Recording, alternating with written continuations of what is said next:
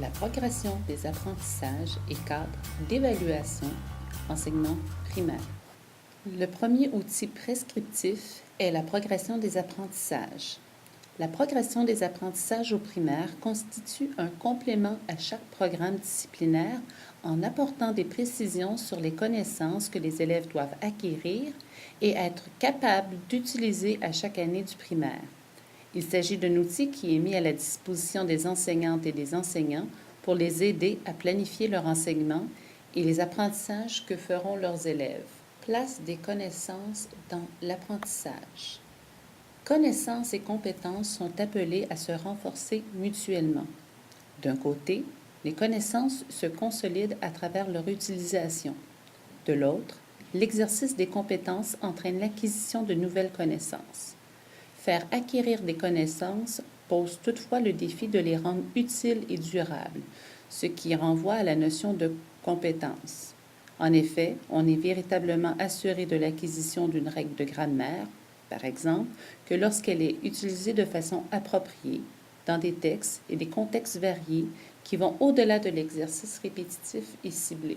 Dans la progression des apprentissages, 3 symboles seront utilisés. Premièrement, la flèche. La flèche indique que l'enseignement doit être planifié de manière à ce que l'élève entreprenne l'apprentissage de cette connaissance au cours de l'année scolaire et le poursuive ou le termine l'année suivante en bénéficiant toujours de l'intervention systématique de la part de l'enseignante ou de l'enseignant. L'étoile, pour sa part, indique que l'enseignement doit être planifié de manière à ce que la majorité des élèves aient terminé l'apprentissage de cette connaissance à la fin de l'année scolaire. L'espace grisé indique que l'enseignement doit être planifié de manière à ce que cette connaissance soit réutilisée au cours de l'année scolaire. Voici un exemple de la progression des apprentissages. La progression est un outil et cette dernière ne remplace pas le programme. Ici, nous pouvons remarquer l'utilisation des 3 symboles: la flèche, l'étoile et la zone grisée. Les énoncés en caractères gras indiquent les éléments de contenu prioritaires qui exigent qu'on leur accorde plus d'importance en classe. La progression des apprentissages est divisée en 2 sections: connaissances et utilisation des connaissances. Ce document offre une vue d'ensemble des apprentissages que les élèves doivent réaliser tout au long de leur parcours artistique au primaire. La première section est consacrée aux connaissances que les élèves devraient posséder à la fin de chaque cycle. La deuxième section illustre, par des actions observables, la façon dont ces mêmes connaissances sont mobilisées lors de l'exercice des 3 compétences dont le programme vise le développement. Les verbes d'action utilisés pour les énoncer marquent la progression des apprentissages pour chacune des composantes des compétences, d'un cycle à l'autre et d'une année à l'autre dans chaque cycle. Les programmes d'art du primaire ont été conçus de façon à assurer une progression continue des apprentissages artistiques dans une même discipline, de la première à la 6e année. Une telle continuité n'étant toutefois requise que pour une des 2 disciplines artistiques, il peut arriver que la deuxième ne soit pas enseignée en continuité tout au long du primaire. Dans un tel cas, il importe d'assurer aux élèves une formation en art aussi complète que possible tout en tenant compte de leurs capacités. Par exemple, si le cours de musique est offert au cours d'un cycle seulement, l'enseignante ou l'enseignant s'efforcera d'amener les élèves à acquérir, outre les connaissances propres à ce cycle, les autres qui sont jugées essentielles. Ces connaissances correspondent aux énoncés écrits en caractères gras. En somme, c'est en acquérant progressivement les connaissances précisées dans le présent document que les élèves pourront développer les compétences prévues au programme. Pour les enseignantes et les enseignants, ces tableaux permettront d'offrir aux élèves les conditions préalables au développement des compétences du primaire. Passons maintenant au deuxième outil prescriptif, les cadres d'évaluation. Finalité des cadres d'évaluation: fournir des précisions quant à ce sur quoi porte l'évaluation, mais sans indiquer comment évaluer. S'assurer que l'évaluation se fasse en conformité avec le programme de formation de l'École québécoise. Et enfin, s'assurer de la réduction du nombre de résultats à consigner et à communiquer. Les outils d'évaluation sont au choix de l'enseignant. Le moment et la nature des évaluations devront être résumés dans les normes et modalités de l'École. Voici un portrait avant l'allègement.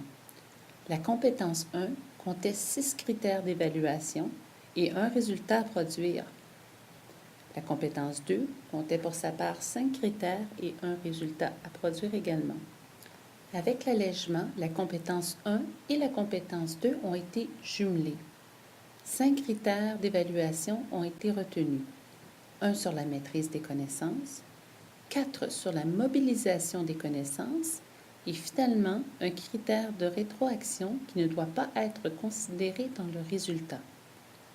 Pour la compétence 1 et 2 jumelées, un seul résultat sera à produire.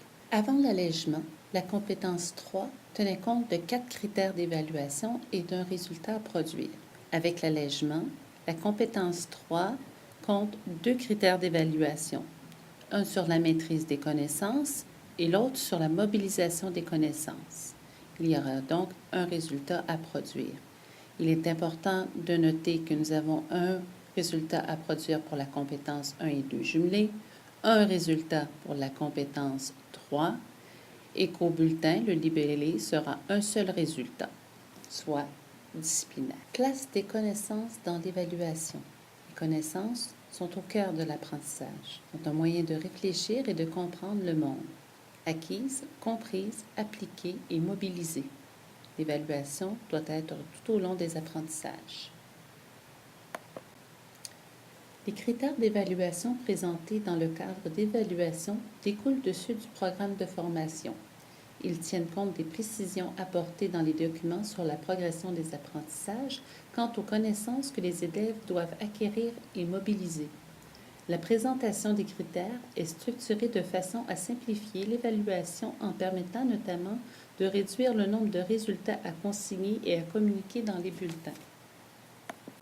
Rôle de l'enseignant concernant l'évaluation. Choisir les instruments d'évaluation, évaluation constante et périodique des besoins des élèves, mesurer et évaluer, choisir les moyens pour évaluer les apprentissages. Voici les cadres d'évaluation. Nous voyons en haut les compétences jumelées et le pourcentage qu'elles représentent. Plus bas, nous voyons les critères d'évaluation. À gauche, nous retrouvons les critères liés à la maîtrise des connaissances et à droite, les critères liés à la mobilisation des connaissances. Le dernier critère à droite est accompagné d'un astérisque, ce qui veut dire que ce critère doit faire l'objet d'une rétroaction à l'élève qui ne sera pas considérée dans l'évaluation. Pour la compétence 1 et 2 jumelées, elle représente 70% du résultat.